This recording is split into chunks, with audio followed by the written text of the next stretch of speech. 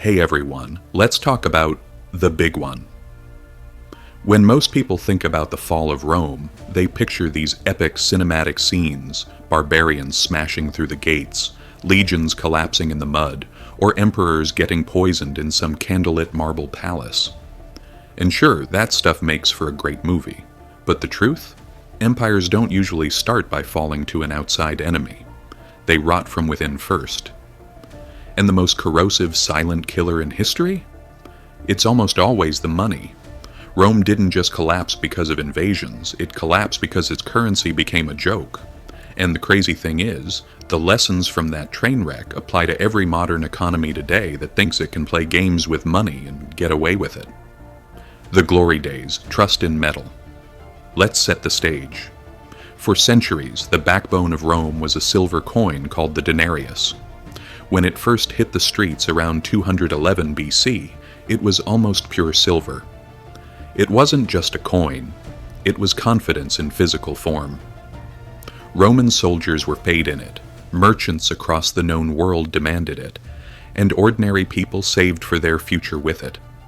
As long as people believed in Rome, they believed in its silver. But here's the problem, running an empire is ridiculously expensive. You've got legions to pay, massive roads to build, aqueducts, and constant wars on the frontiers. By the 2nd century AD, Rome was stretched thin. They were fighting Germanic tribes in the north, Persians in the east, and dealing with drama at home. Tax money just couldn't keep up with the military bills. So, the emperors turned to the oldest trick in the book, debasement. Watering down the soup. Think of it like a giant pot of high-quality soup. You've got more guests coming than you have food, so what do? You start adding water. You hope nobody notices the taste is getting thinner, as long as the bowl looks full. The Roman emperors did exactly that with the denarius. Under Augustus, the coin was 95% silver. By the time Caracalla showed up in the early 3rd century, it was down to 50%. By the mid-200s, it had less than 5% silver.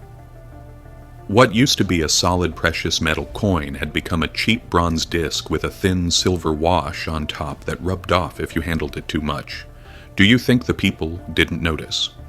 Of course they did. And that's when the monster arrived. Inflation.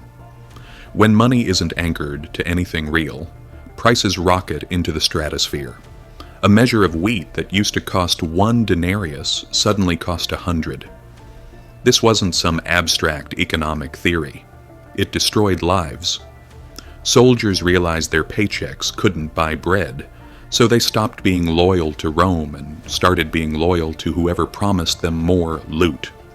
The chaos of the 3rd century, between 235 and 284 AD, Rome went through what historians call the crisis of the 3rd century.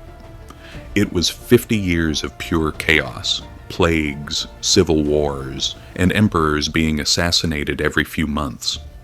Behind all that political drama was a broken financial system. The government tried everything to fix it, except, actually making the money valuable again. One emperor, Diocletian, tried to stop the bleeding by decree. He issued the Edict on maximum prices. He literally tried to make it illegal for prices to go up. The penalty for breaking it: death. Did it work? Nope. People aren't going to sell their hard-earned grain for worthless coins just because the government threatens them. The black market exploded, official trade died, and the economy basically reverted to a primitive barter system. Rome's economic heart had been hollowed out. By the time the barbarians actually showed up at the gates, there was no money left to pay the people who were supposed to stop them. History doesn't repeat, but it rhymes now. You might be thinking of just cool history lesson. But what does this have to do with me in 2026? Well, history didn't stop teaching after Rome fell. Every major inflationary crisis since then has followed the exact same script. Look at Germany in 1923. They printed so much paper money to pay off war debts that people were literally using wheelbarrows full of cash to buy a loaf of bread. or Zimbabwe in 2008, where inflation hit 89 sextillion%. Prices were doubling every few hours, but you didn't have to look at the extremes to see the pattern. In 1971, the US took the dollar off the gold standard. Since then, the dollar hasn't been backed by gold or silver. It's backed by trust. And just like those Roman emperors, the temptation to spend more than we have has been irresistible. Our coins look the same and our bills look the same, but the value is being quietly extracted. A dollar in 1971 could buy what takes nearly $7 or $8 to buy today.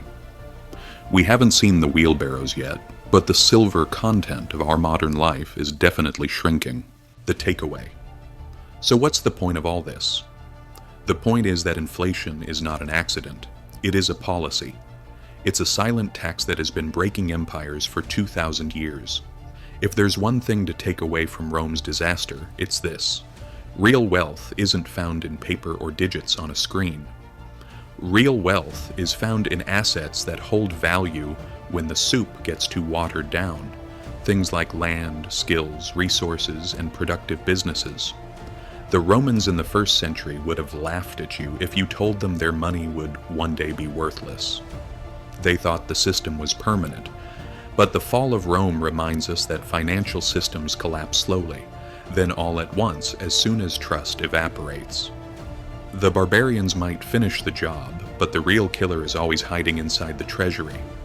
If this gave you a new perspective on why the world feels a bit expensive lately, let's keep the conversation going. History has the answers, we just have to be willing to read the receipts. I would be very grateful if you subscribed and like to see more content like this.